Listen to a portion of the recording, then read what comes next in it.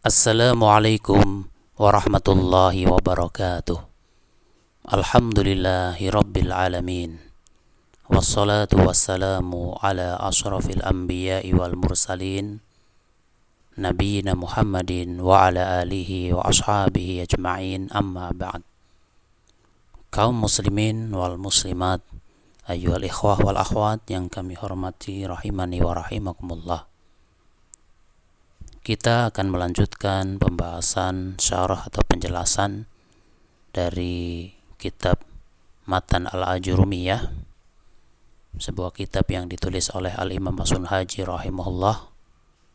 Dalam hal ini kita mengambil penjelasan yang disampaikan oleh As-Syaikh Muhammad bin Shalih Al-Utsaimin rahimahullah, masuk kepada alamatul harfi atau tanda harf atau huruf. Alamatul harfi, tanda bagi harf atau huruf.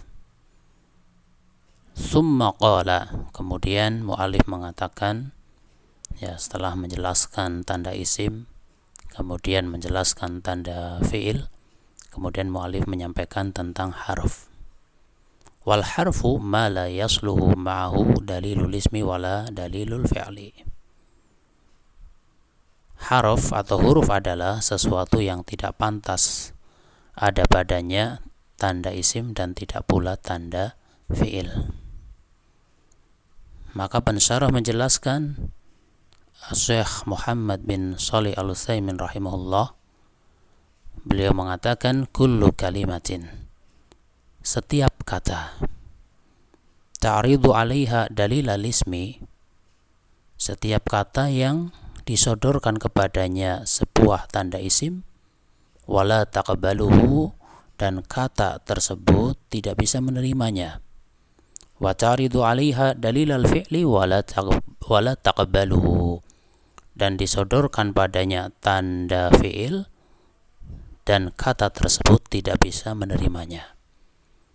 Artinya setiap kata dipasangkan padanya, kalau istilah kita tanda isim, tapi tidak bisa dipasangkan dengan tanda fi'il, juga tidak bisa. Fahiya harfun, maka kata yang seperti itu namanya harf. Jadi simpel bahwasanya harf itu seperti itu. Ada tanda isim coba dipasangkan, ternyata tidak bisa. Tanda fi'il juga tidak bisa, maka itu harf. Sehingga fal harfu huwa ma la yasluhu ma'ahu dalilul ismi wala dalilul fi'li. Sehingga yang namanya harf adalah sesuatu yang dia tidak pantas ada padanya tanda isim dan tidak pula tanda fi'il. Kemudian yaqulul haririyu fi mulhatul i'rabi, berkata Al-Imam Al-Hariri di dalam kitabnya Mulhatul I'rab, di dalam kitabnya yang bernama Mulhatul I'rab, wal harfu ma laysat lahu alamah faqis ala qawli takun allamah. Wal harfu, dan yang namanya huruf, ma laysat lahu alamah, sesuatu yang tidak memiliki tanda.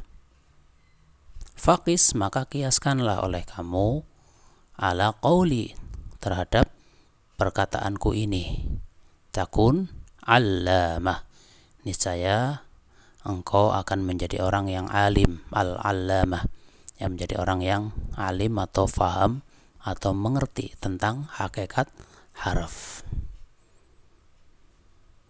Fa'idha wajadata kalimatan, maka apabila engkau menjumpai ada sebuah kata, aradta 'alaiha alamatil ismi falam taqbalhu, engkau sodorkan pada kata tersebut tanda isim, lalu dia tidak bisa menerimanya.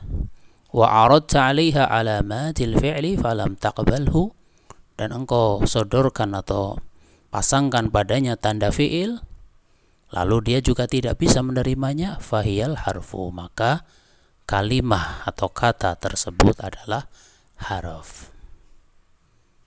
Jadi itulah gambaran harf. ketika ditawarkan padanya misalnya al itu tanda isim ya, ternyata tidak bisa kemasukan al atau tanda isim yang lainnya. Demikian juga dipasangkan padanya tanda fi'il misalnya qad atau tanda fi'il yang lainnya, ternyata tidak bisa menerima tanda-tanda tersebut, maka itulah tanda bagi harf. Sehingga fa'idha qala qailun, maka apabila ada seorang yang berkata, kaifa taj'aluna alamatal harfi adamiyatan wal alamatu alamun la budda an yakuna amran wujudiyan. Ya, ketika ada seorang yang dia bertanya atau dia mengatakan, bagaimana mungkin kalian menjadikan tanda bagi huruf itu adalah sesuatu yang tidak ada? Sementara yang namanya alamah, yang namanya tanda itu adalah alamun, sebuah tanda. La budda an yakuna amran wujudiyan, yang mengharuskan yang namanya tanda itu adalah sesuatu yang ada. Ini ada mungkin yang mempertanyakan atau membantah tentang kaidah ini. Ya. Maka bagaimana jawabnya? Fal jawabu, maka jawabannya adalah annahu idza kana asy-syai'u mahsuran sahha an takuna al-alamatu adamiyatan. Sesuatu yang apabila bersifat terbatas, contohnya isim, tandanya jelas, poin-poinnya jelas, yu'rafu bil khafdi wa tanwin wa duhulil alifi wal lam, duhulil alifi wal lam wa hurufil khafdi, kemudian juga wa hurufil qasam. Itu kan berarti tandanya itu mahsuran, sesuatu yang ada batasannya atau terbatas, poin-poinnya jelas. Fi'il juga, wal fi'lu yu'rafu bi qad wa sini wa sawfa wa taitani sakinah. Tanda fi'il juga mahsuran, isim mahsuran, fi'il mahsuran. Padahal sesuatu ada tiga, ada isim, fi'il, dan harf. Maka jawabannya, apabila sesuatu itu bersifat terbatas, maka sahha an takunal alamatu adamiyatan. Maka dianggap sah atau benar yang namanya tanda itu bisa bersifat adamiyah, bersifat sesuatu yang tidak ada. Ada tiga perkara, A, B, C. A, poinnya jelas tandanya, B, poinnya jelas. Maka yang bukan tanda bagi A dan bukan tanda bagi B, otomatis dia menjadi tanda bagi C. Sehingga tanda bagi C apa? Yaitu tidak adanya tanda yang dimiliki oleh A dan tidak adanya tanda yang dimiliki oleh B.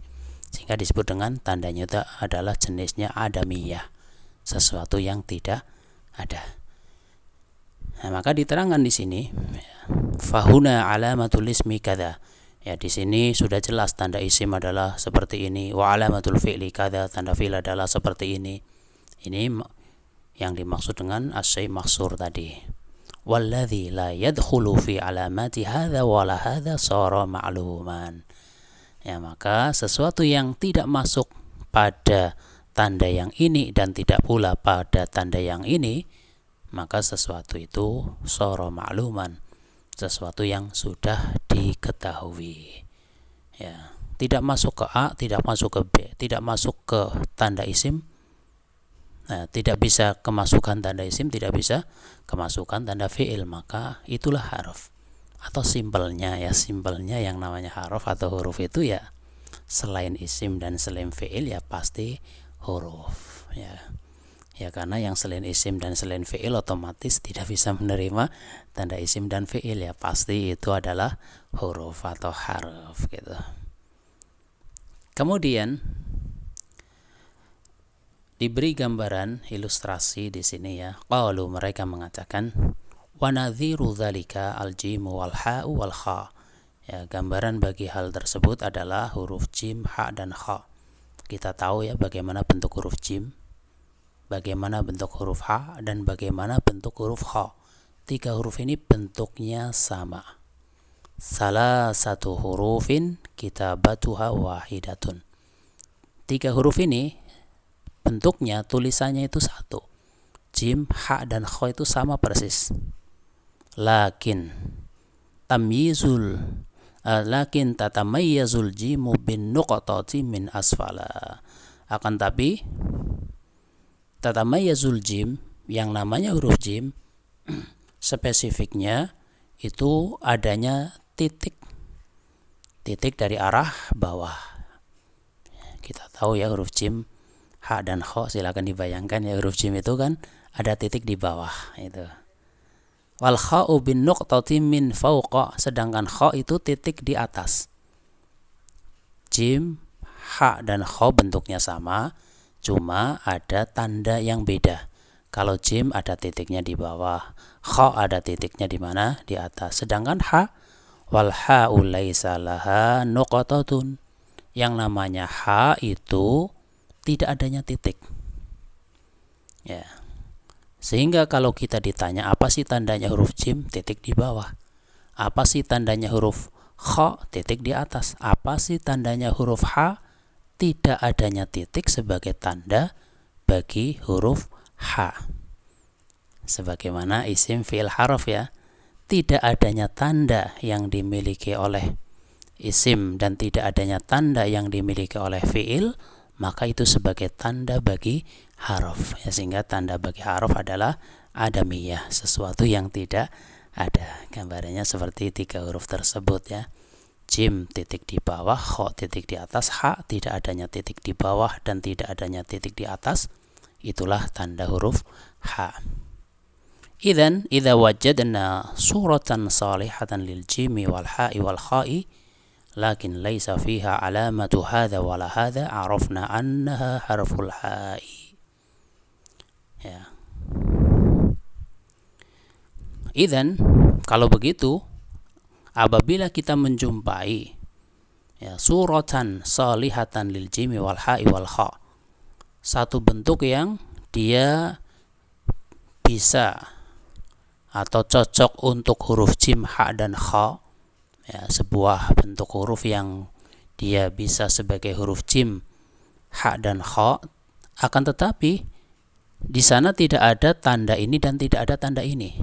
Artinya tidak ada tanda titik di bawah, tidak ada tanda titik di atas. Arafna annaha harful ha'i, maka kita mengetahui bahwasanya itu adalah huruf ha. Karena yang namanya jim titik di bawah, yang namanya kho titik di atas, yang namanya ha tidak adanya titik baik di bawah maupun di atas. Idzan kullu kalimatin la taqbalu alamatil ismi wala alamatil fi'li fahiya harfun. Ya, ditegaskan lagi ini ya. Kalau begitu, setiap kata yang tidak bisa menerima tanda isim dan juga tidak bisa menerima tanda fi'il, maka kata tersebut adalah harf atau huruf. Wa misalul harfi hal qad asinu saufa ta'u ta'nisi sakinatu.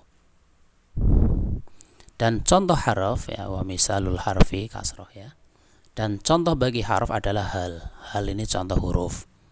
Qad juga contoh bagi huruf sin, saufa dan ta'nis sakilah, ta'nis sakina ila hurufil khafdi, sampai ke semua huruf khafat. Ya, huruf khafat tis'atun addahal muallif, yang jumlahnya ada 9 yang disebutkan atau dihitung oleh muallif, yaitu min ila an ala fi rubba bakaf lam, itu kan huruf khafat. Wa hiya min ila an ala fi rubba ya, min ila an ala wa huruful qasam ya, sampai akhir, sampai huruf qasam gitu ya. Wa hiya min wa ila wa an wa ala wa fi wa rubba wal ba wal kaf wal lam, itu huruf khafat. Dan juga wa huruful qasam dan ditambah huruf qasam ya. Idzan al amsilatu mawjudatun mutawaffiratun indana ya. Kalau begitu contoh-contoh huruf itu sudah ada dan jumlahnya cukup banyak yang ada di sisi kita, yang sudah dicontohkan di buku Matan Al-Ajrumiyah ini ya. Sudah ada contoh bagi huruf secara konkret, itu huruf khafat itu. Kemudian baqiya an yuqala ma taquluna fi al allati min alamatil ismi hal tadkhulu fi kalamil muallifi huna. Ya, maka tersisa perkataan, apa yang kalian katakan atau bagaimana pendapat kalian tentang al, yang mana al itu yang merupakan sebagian dari tanda isim. Ya, al merupakan sebagian dari tanda isim. Ya, apakah al itu termasuk atau al itu masuk terhadap perkataan mu'alif di sini? Ya, maka tidak diingkari al itu adalah termasuk bagian dari huruf atau harf gitu. Dan dia merupakan tanda bagi isim, sebagaimana huruf khafat dia juga merupakan tanda bagi isim. Fanaqulu al-mu'allifu qala fil awwal harfun ja'a li ma'nan. Ya, maka kita katakan al-mu'allif, yaitu al-Imam As-Sunhaji rahimahullah, telah menyebutkan di permulaannya yang dimaksud harf di sini adalah huruf yang datang karena memiliki makna atau huruf yang punya makna. Ya, wa al laisa laha ma'nan. Sedangkan al dia tidak memiliki makna. Ini sebagian pendapat. Wa qala ba'dun nahwiyyin, dan sebagian ahli nahwu mengatakan bal al laha ma'nan. Ya, bahkan yang namanya al, ini al, dia memiliki makna. Ya, sehingga dia masuk kepada harfun ja'ali makna. Tufidul umuma wa tufidu bayanal haqiqah wa tufidul ahda. Ya, al kadang bermakna yaitu memberikan faidah al-umum. Ya, wa tufidu bayanal haqiqah, dan al memberikan faidah untuk menjelaskan haqiqah. Wa tufidul ahda, dan memberikan faidah al-ahda. Ya, ini maksudnya adalah tentang macam-macam jenis al. Ya, al ada yang untuk umum, ya, ada untuk yang bayanul haqiqah, ya, al ma'rifah itu seperti itu. Ada yang al ahdu, yaitu lil ahdi dzikri ataupun lil ahdi dzihni atau lil ahdi huduri. Itu pembahasan tentang jenis-jenis al, dan sekaligus menunjukkan makna bagi al yang ada pada sebuah kata. Ya, misal ar-rajulu asbaru minal mar'ah. Ini al, ya, al bayanul haqiqah. Misalnya ar-rajulu asbaru minal mar'ati, orang laki-laki lebih sabar dibandingkan orang perempuan. Maksudnya secara umum orang laki-laki itu lebih sabar dibandingkan perempuan, tapi ada terkadang perempuan dia lebih sabar dari laki-laki. Di situ ada ar-rajulu. Ya. Wa ala hadza, yaitu pembahasan yang lain sebenarnya, masuk ke jenis-jenis al, ya. Kita nggak bahas yang itu, kita bahas tentang huruf alnya saja. Ya, wa ala hadza fa'al tu'tabaru minal hurufi li'annaha harfun ja'a li ma'nan. Oleh karena itu al terhitung sebagai huruf karena dia merupakan huruf yang datang dengan memiliki makna atau huruf yang punya makna. Al secara keseluruhan gitu. Kemudian ketika ada yang bertanya, wara'u fi rubba hal hiya minal hurufi amla? Kalau ada yang bertanya, ra pada rubba, ini ra-nya, ya, apakah dia termasuk huruf ataukah bukan? Wal jawabul laisat minal hurufi. Kalau ra-nya saja itu bukan termasuk huruf. Istilahan, dari sisi pengertian istilah bagi huruf. Ya, al bukan termasuk huruf dari sisi istilah. Li'annal mu'allifa qala harfun ja'a li ma'nan. Karena mu'allif mengatakan huruf yang dimaksud di sini adalah huruf yang datang karena memiliki makna. Wa rubba ma'naha taqlilu wa taksir. Kalau rubba keseluruhan ini huruf.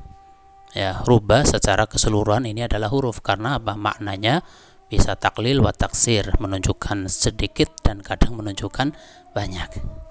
Lakinnaha mukawwanatun min salasati hurufin. Tapi rubba ini sendiri tersusun dari 3 haraf atau 3 huruf, yaitu apa? Ra, ba, dan ba gitu.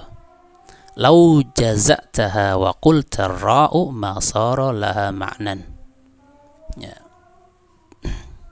Ya, artinya rubba itu tersusun dari 3 huruf yang seandainya engkau membagi-baginya dan engkau mengatakan ar-ra, masarolaha ma'nan. Kalau ro saja, maka masarolaha ma'nan, dia tidak punya makna.